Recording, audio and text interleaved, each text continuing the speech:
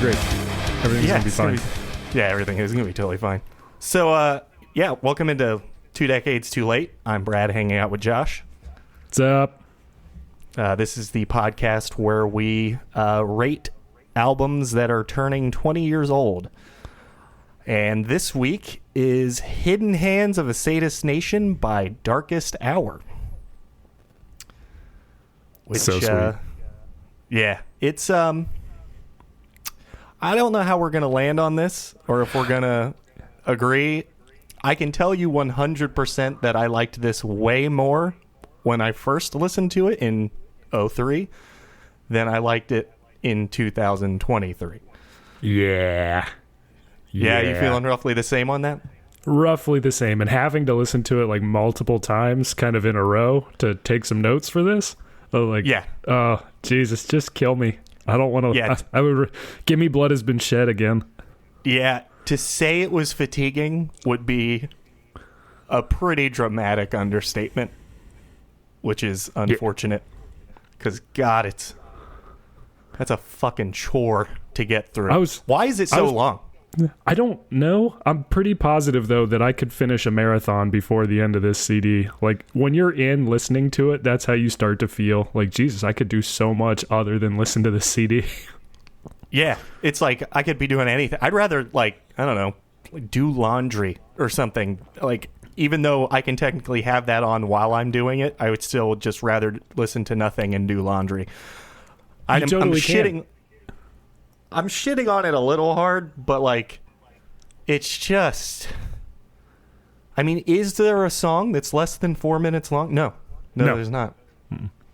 No, I actually had in my notes, like, you can really kind of tune in or out at any point, and you won't have missed anything.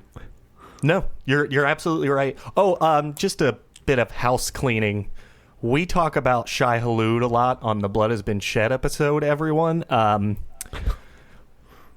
So we were planning for Blood Has Been Shed to be episode 2. It is not. It is episode 1. Our Shai Hulud episode sucks. So maybe we'll, revisit that at another time. But for now, this is episode 2. So welcome if you're just listening in for the first time. We'll release that on our Patreon.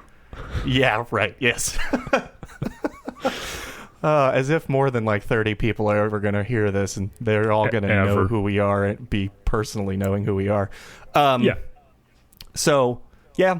But anyway, so Hidden Hands of the Sadist Nation. What are your... Tell me some stuff. Tell me some production notes, band members. What do we got? Oh, let's start with the band members, because I think I was shocked to find out that they had 9 previous band members prior to this release. Jesus. It's their third album, which is also surprising. That's true.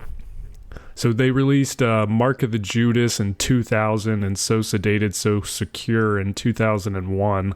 So right off the rip, pretty prolific band. But on this CD, the lineup is John Henry on vocals, obviously, Chris Norris on lead guitar, Mike Schleibaum on rhythm guitar, Paul Burnett on bass, and Ryan Parrish on drums. Gotcha. Man. So Chris Norris was such a good addition to this band. I don't think he did much on this except for a couple, like a solo maybe, because I think he joined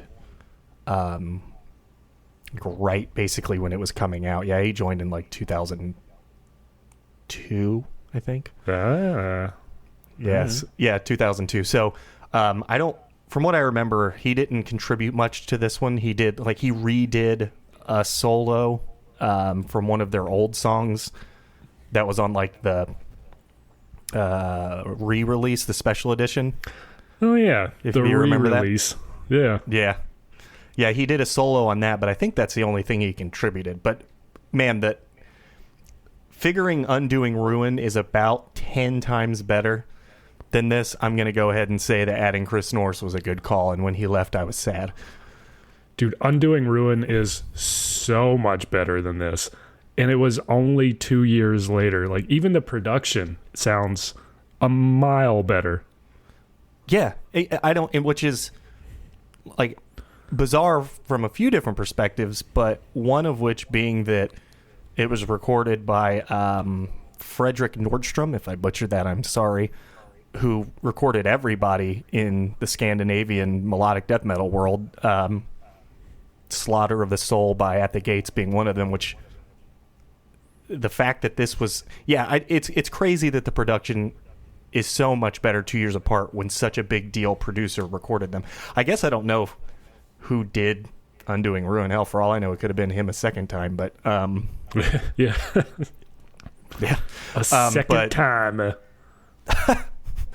But yeah, it's crazy how much of a difference. I mean, it's like two totally different bands. Not just because, like, the production for sure, but like John Henry got way better at vocals. He learned how to enunciate because he did not know how to do that on this record at all. No. I like how there seems to be a pattern where I go hard on the negative initially. Like I did that with Shai Hulud again. I guess you guys are never probably going to hear that, so it doesn't matter. But never. And I definitely didn't do that though with Blood Has Been Shed because I love that thing to death. But I don't mean to be shitting on this that hard, I guess. But yeah, that's what we're here for. Yep. We're 20 years older, 20 years wiser. True. I mean, and in fairness, what did AllMusic give it? Like a 1.5 star out of 5? So it's like... Yeah. They were savage with his vocals especially. Were they? Yeah. Let me... Okay, here we go.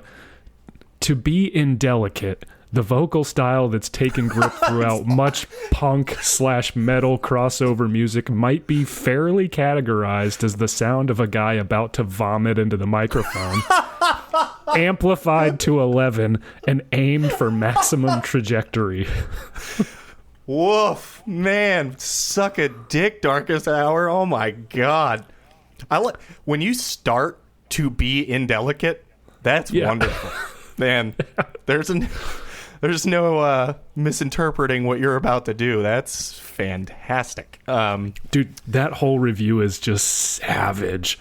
And it's worth looking up if you can find it, too.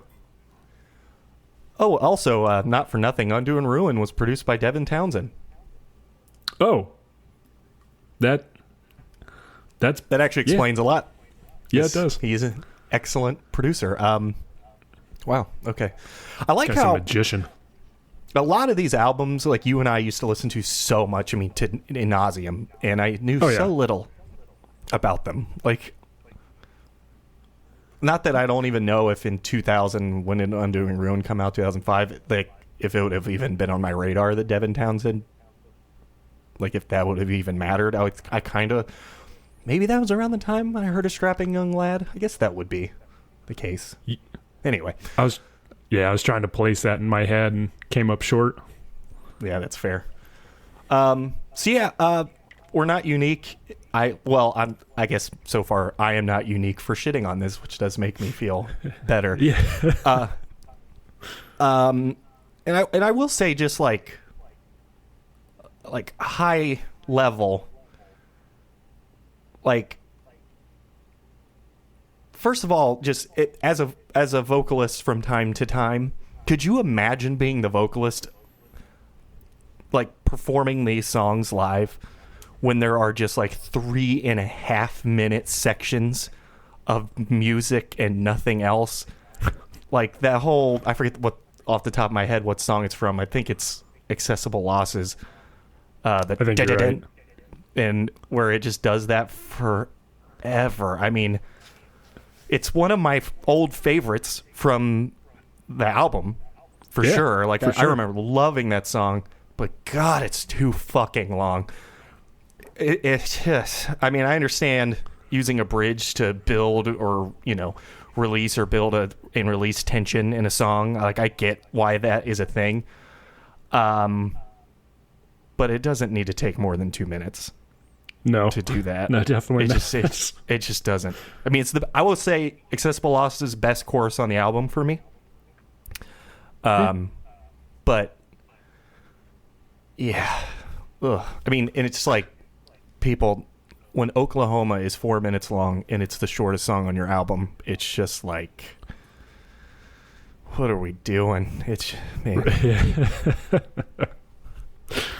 So, yeah, I even right around that the misinformation age, I have noted like that's the point in the album where things really start to feel long. Like the main riff, it's just too repetitive and it can't carry the song for 5 minutes and 42 seconds. No, God. And like, so the bridge at 3 minutes and 14 seconds, that's where the bridge is. Jesus fucking Christ. It's an amazing bridge. It's so good, but why in the fuck are we getting at a bridge at 3:14? Man. And there's tons of good parts on this album. Tons of like catchy things, really strong musicianship and songwriting, but then there's those bits. They're spread apart by voids of nothingness. That's the thing, like, because I agree with most of that, but like, at what point is the songwriting not good if that's the case so often? Like, it's just, you know what I mean? Like, you writing really cool stuff, but like, make it a song and not like, it's not like in the middle you just have a virtuoso guitar player playing a fucking face melting solo that is taking up time but still allowing everything to continue to be interesting. It's none of that. There are like 2 solos on the album, not by anyone even in the band at the time, like, again, except the bonus song on the re-release, and it's just like the Sadist Nation. I remember when we heard them at Ozfest first, I think, and I think that's actually where we bought the album at their merch table rather. And on the way home, we went with Charles. Actually, now I remember exactly. We went with Charles. Shout out to anyone listening to this that knows Charles, aka none of you. But Charles is an old skateboarding friend who was older than us and was able to drive us places when we were young. But we went with him, bought the album there, I believe, or we went with Nick Morrow, one or the other. But I think it was Charles, and Charles was like, "Yeah, let's listen to it on the way home." And I remember distinctively, we've had to listen to this with Charles, and that's why I'm thinking, because I can remember this one moment where you and I are freaking out. We're listening to the Sadist Nation, and we are into it.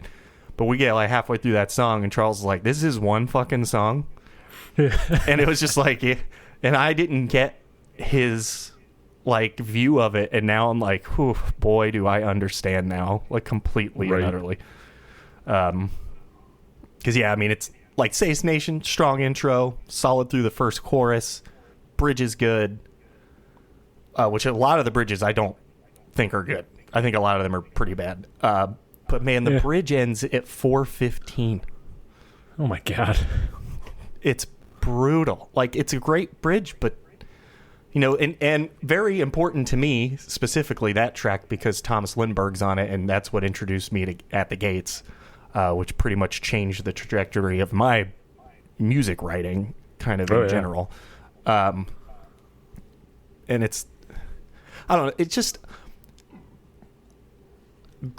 if I were to say great through the first chorus, that is a way I would describe this album without having to add any additional details. Yeah. It's a good way to put it. I mean, it is. Like, all these songs, like, you play them again, you kind of flip through them, and it's like, oh, yeah, that's that song. Oh, yeah, that's that song. They all start off great, and you're like, I really want to listen to this. And then you're like, all right, next song. Yeah. And it's like, I don't want to say this proves that melodic death metal bridges need vocals or a solo. Yeah. But it doesn't help the argument, like, because, man, it's just, And you made the point about, like, virtuoso guitar solos in the middle of the songs. Like, Undoing Ruin has that.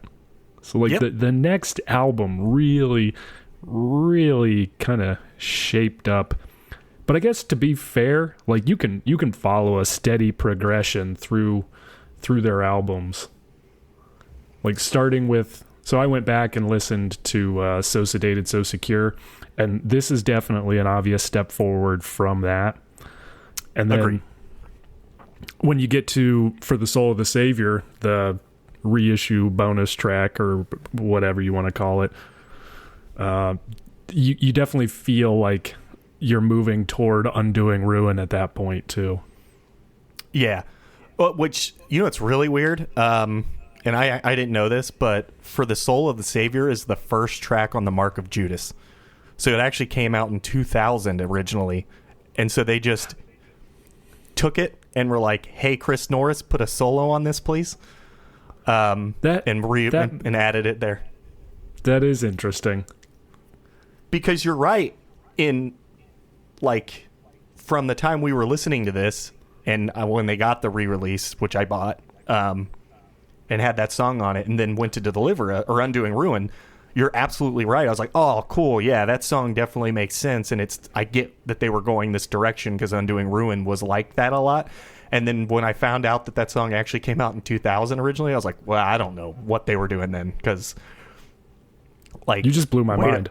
Way to bounce around. You're not wrong, though. From So Sedated, So Secure, again, we kind of talked about this, but there was a note that said that Hidden Hands was them moving away from their metalcore beginnings. The Mark of Judas is kind of, I guess, ish. There's like a lot of two-steppy things, but I don't really think So Sedated, So Secure is. It's just, they just stay more in the minor world of melodic death metal to me. I don't really agree with that necessarily. Are you allowed to say metalcore? You might want to go lock your doors, dude. I fucking hate it. I hate it so much. It's just the perfect way, guys, to sum up a genre. There's nothing wrong with it. Again, I'm glad we're here in 2023. I'm glad that is no longer like a 4-letter word like cunt. And I just wanted to say cunt. But because you might as well, back in 2003, if you called a band metalcore, you might as well call their mom a cunt. Yeah, Anyway, so you're the genre guy. Like, what is Darkest? What is this album? Because it's listed as melodic death metal, thrash metal, extreme metal, which I don't agree with at all. Metalcore. It's melodic death metal to me. I don't really think. I guess it has elements of thrash, but so does almost all melodic death metal. That's where it came from. It came from like At the Gates listening to Slayer and putting their mark on that sort of thing. So like, I think thrash is just inherently part of melodic death metal. So I would just call it melodic death metal. I find nothing about this album to be metalcore at all. Because I don't find a hardcore part. You know what I mean? Like, that's where the core is, and I don't think anything on this sounds like hardcore at all. No. So that's and I'm just looking at it, and it's like seeing the length say 56:03 is just, oh my god. It's too much. God, it's so long. And that's without the 10th track on the reissue. So if you add that in, you're up over an hour. Yep. We talked about it in last episode, how like Blood Has Been Shed can make something in 35 minutes that has more complexity than they were able to do in an hour, and it's brutal at times. Not all bad. Like I've said, it's not all bad. None of it's bad. If you're gonna pick this CD up and listen to it like a couple of times through for the first time, you won't be bothered by any of this. Nope. And just like we weren't at the get-go, like we liked it. I liked it a lot. This album like kind of blew my mind a little bit because I just wasn't into melodic death metal yet. And it's weird because I got into black metal before I got into melodic death metal and death metal because of Dimmu Borgir and all that. So I remember thinking like, oh, this is kind of, it's not like that, but like I'm starting to realize like that area of the world is doing something pretty cool. And then I find Thomas Lindbergh and I'm like, this is I get it. I get where all these Right. bands are coming from. Yeah. Because I think at the time, In Flames already kind of sucked. I mean, Yeah. like, maybe not. Maybe that's unfair. I know I heard them I don't remember when I heard them for the first time, but this is when I heard most of the things for the first time around this, 2003 Right. was pretty much me getting into everything. But yeah, I don't know. I guess my overarching theme is this album's long. Yeah. The songs are long. I keep going back to this all music review, and man, it's great. Like the album unexpectedly concludes with an uncharacteristic instrumental. Like come as nothing less than a total shock after the mayhem of the preceding 8 tracks. If it's a joke, it's one the band members should take seriously. They're really underselling themselves if they're capable of playing in a more versatile range of any sort, but elect not to by choice. Oh, man. God, that's just scorched earth. I feel like they probably read this review, and that's how they got to Undoing Ruin. How do you not have it hit you a little bit? I mean, even the most secure people in the world, that is brutal. Yeah. And it's funny because, like, is it Veritas Equitas? Is that how you would say that? Yep. Like, it's funny that that's the one they're positive about in a way. I mean, I get it because it is very different. Like, it's incredibly different. But, like, I would think an artist uses all of the other parts that they know are too long for the piece of a song for all the other songs, and then they just put them together. Like, that's what it sounds like to me. It's like, Yeah. they had like 19 other parts that they wanted to put in the other songs, realized that maybe they were too long already, and then just put them together. That's what it sounds like to me. I mean, yeah. Here's 13 minutes of shit we couldn't stick into the other songs. Yeah. And it's almost like you went to the label and I don't know, like they were like, well, no, that can't be. There's no fucking label head that was like, this could be 13 minutes longer, so figure it out. So never mind. My point was stupid because there's just or a producer who's like, this is missing something at 43 minutes. Let's you really can't have too much of a good thing. Let's make this longer. But yeah, I mean, it's funny. It is like, it's an interesting song. It's just funny that that's the one that they're not so mean about. It's because it's like, to me, it just sounds haphazardly put together with just a bunch of parts. Yeah. But I guess if you're going to start off with being indelicate about the vocals and then you end with a song with no vocals, I guess that kind of tracks. Yes, it does. I didn't think of it from that direction. That's pretty good by you. Yeah. Man. And just, I didn't listen to this again before we did this, by the way. I brought it up and I was like, nope. I took good notes. I'm not. I clicked through the tracks, the beginnings, just so I remembered like what was what. Oh, yeah. I mean, there's, again, a lot of good stuff. Misinformation Age has an amazing bridge. Like I said, it's at 3:14 though. I don't get it. In my notes, I put question marks and exclamation marks after, but why is it at 3:14? 7 Day Lie holds up pretty well. Go figure. It's less than 5 minutes long, which is a rarity on this album. Right. But, like, not before we get into the actual review, I'm curious, do you like the drums? Overall on this? Like the drumming or the sound of the drums? The drumming, because I think personally I like the sound of the drums just fine, but the drumming itself, like his whatever style of drums you want to call that. I mean, it was influential to us at the time, I would say. True. That's true. I don't disagree. I just hear it now and I'm like,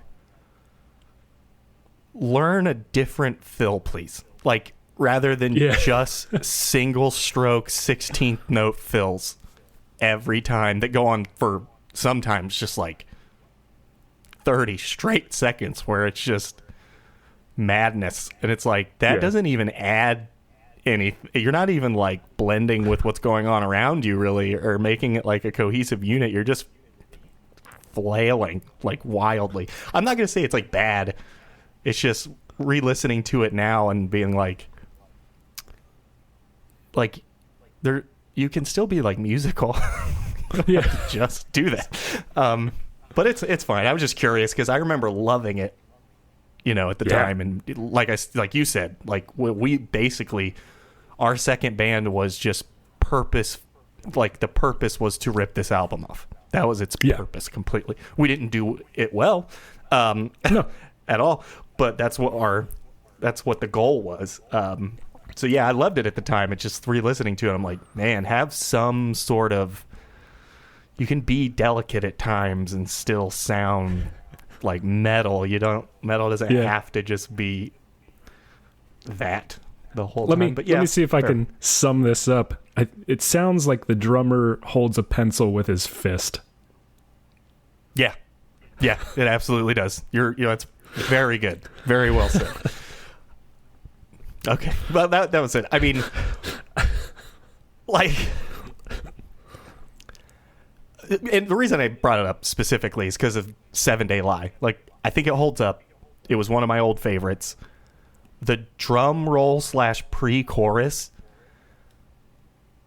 it's just, it's a lot. Like, it just sounds like they're trying to make the songs long without thinking about whether the song actually needs to be or gains anything from it. It's like... Yeah. It's something we would do. Because of this album. Because of this album, yeah. Like, and I can see now, like, when I kept being in bands and kept writing music, my songs would get shorter and they would make more sense and have more cohesion. So I get it, but they were 3 albums in. I mean, it's fine. It's fine. And it was just like, man, like, how much weed did you have to take in between your second and third album to go from a very normal paced album and then to do like, you know what, fuck it, next album every song's 5 minutes at least, and we will have a 13-minute song on there. But and it's gonna be, it's bad. You know, we're gonna try and elicit a sense of pain to match the lyrics and the angst. So that's something we haven't even touched on. Like, we've just been talking about how long the fucking thing is, but like if you look at the lyrics, like, it gets a little longer. Yeah, it's he really didn't like George Bush. Yeah, they formed in DC, so I mean, I guess they're gonna have some political underpinnings. Yeah, I mean, it's not like this album's called Hidden Hands of the Sadist Nation, so I guess expectation met. Yeah. But yeah, everything's a little on the nose overall. Yeah. No, I completely agree. And it was like, yeah, I and I've said this before, I'm not a big lyric person. That's not something I care a whole lot about generally. Right. But I have been reading them for these. Again, Blood Has Been Shed. They were great. But they were a lot of metaphor and a lot of like, I don't know what he's talking about, but I know it's important to him. Right. This is not that. This is the lyric equivalent of those drum fills. It's just like, yeah. It's like, man, you guys are really, I don't know. They had a point and they were going to drive it home, by God. No matter how long it took. No, that is no joke.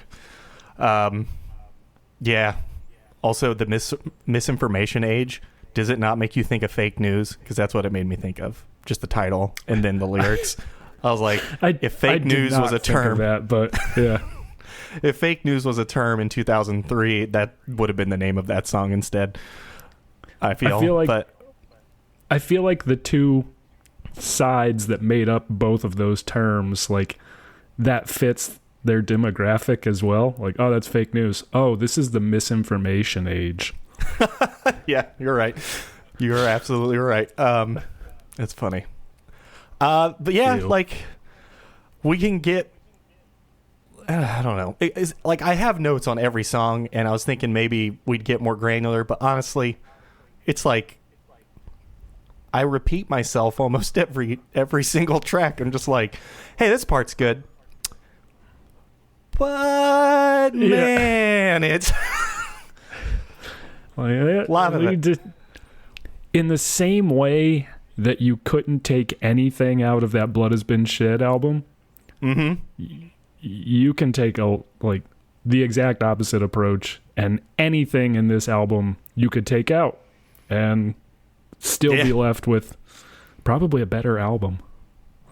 Yeah, almost. Yeah, which does suck in a way, but it's like if you took a bunch of stuff out of that album, you'd have Undoing Ruin. That's true. So, at least Which they is learned, a better album. I guess. Yeah.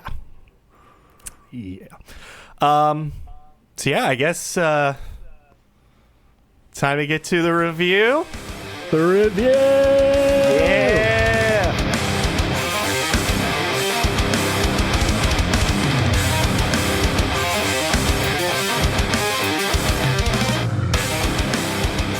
You asked me last episode first, so for you, let's start with the artwork. What are you giving it 1 through 5? 1 through 5. Let's see. I definitely like the artwork.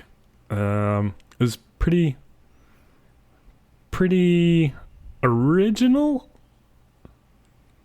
but of the time as well.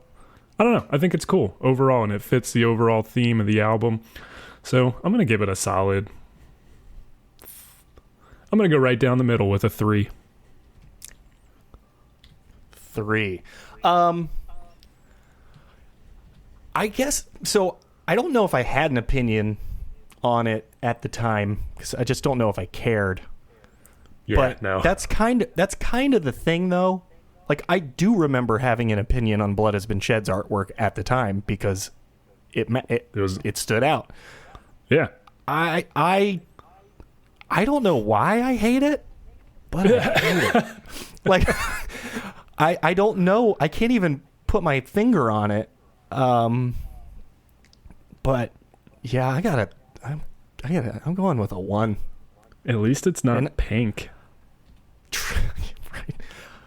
Maybe if it was, I'd like it more. I don't know. Yeah. Yeah, I honestly, I don't know what about it bothers me so much, but I don't know. Yeah, I don't know. We have to go 1. Too on the nose again. Yeah, it's just, the looming industrial complex. I mean, I get it. Even our text is backward. Yeah. Yeah, it just looks like, I don't know, again, some angsty teenager made a cover for an album and then wrote really angsty, angry lyrics about our political state at that time. Which, I mean, don't get me wrong, so is everyone, but at least with a stand-up comic, it's funny. Yeah. Yeah. Like, but yeah, okay. 3 for you, 1 for me on the artwork. Suck it. What about the production for the time and how it holds up today? Man. Actually, you know what? It's been bad the whole time, which is weird to say based on who produced it. But I got to give it a 2 for the time and how it holds up. I mean, it doesn't hold a candle to Slaughter of the Soul. No, and well, that's what we talked about. Like, the same dude recorded an album almost 10 years prior, 8 years prior for At the Gates, and I don't know if it was just a matter of funding or what it is, but the production on that's better than this, and it's by the same dude, so I don't get it. Maybe it's kind of like, how we recorded with, what was his name, Joey Sturgis? Yeah. Yeah, and he didn't give a shit. Yeah, and he was like, "Oh, you guys don't play to a click, huh?" Maybe it's that kind of scenario where it's not necessarily the producer, it's the musicians. Yeah, you're probably right. I mean, could you imagine mixing an album that long with so much filler?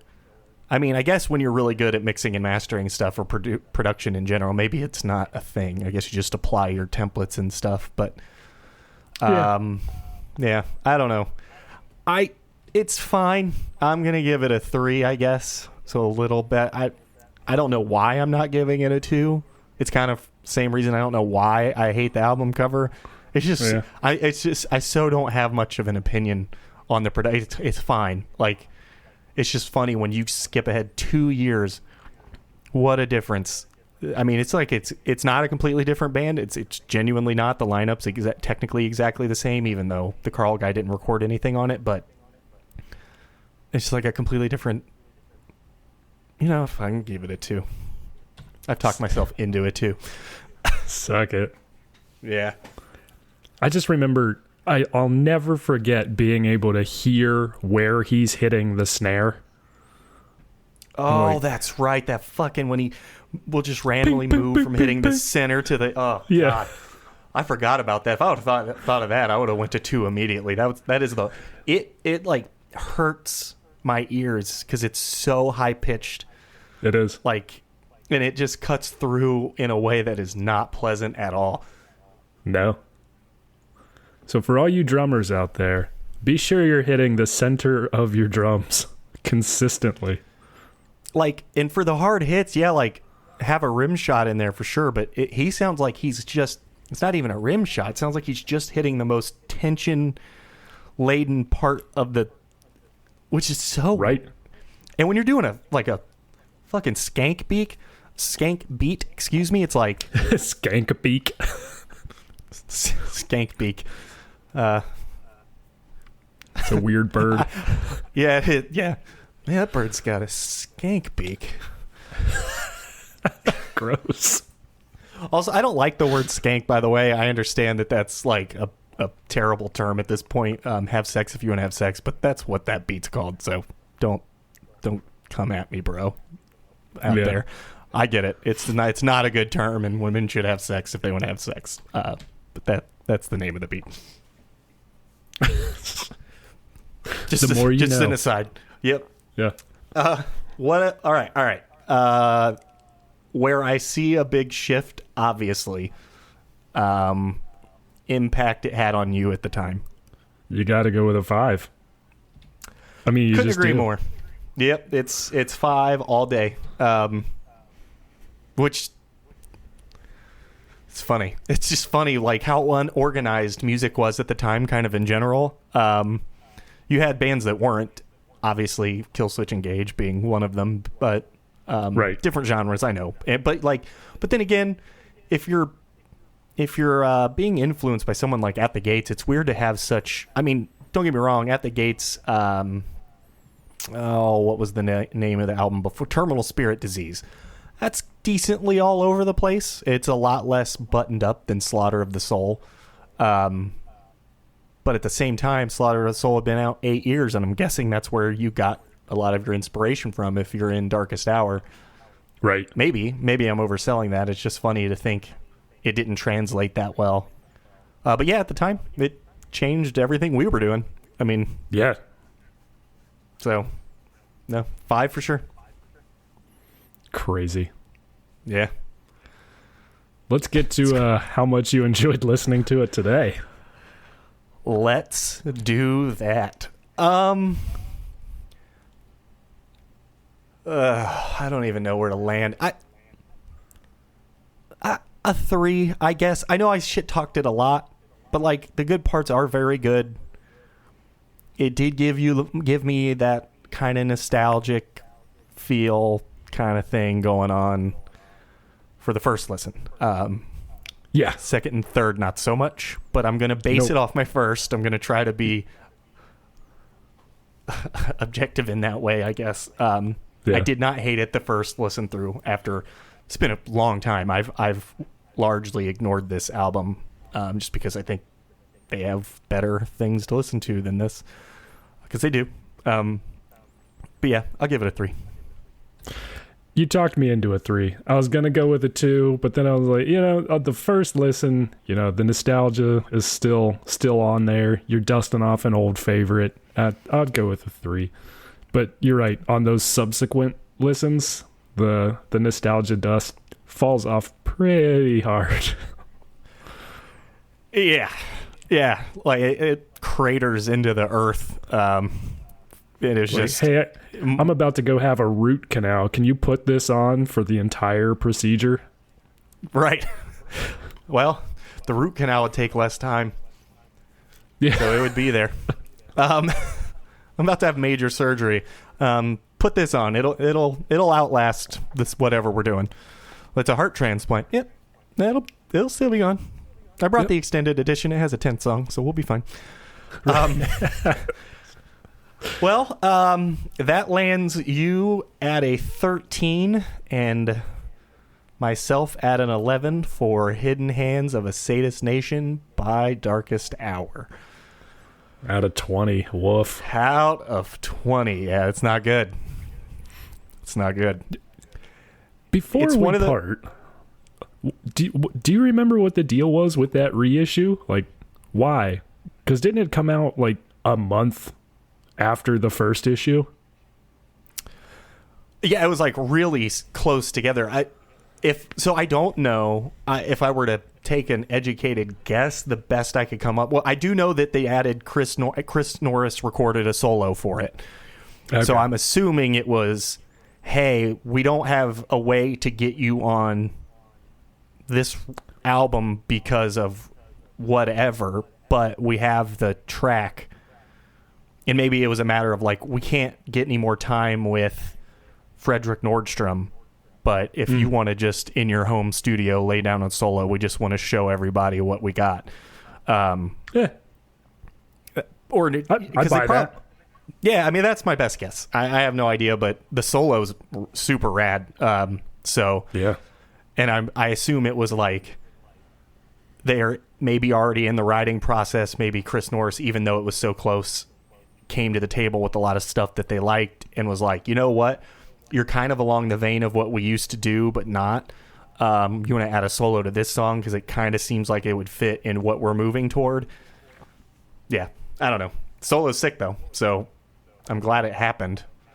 And then we wrote a song that absolutely ripped off that song completely. Kaboom! Yep. I mean, if we ever released that seriously, we would have been sued the fuck out of. Even in a world where a lot of the riffs were exactly the same at that time. But, I ripped we that wouldn't off. have. Yeah, Yeah, you're that's probably fine. right. Yeah, because A Day to Remember would be in jail at this point if anyone ever did that. Exactly what I was thinking. Yep.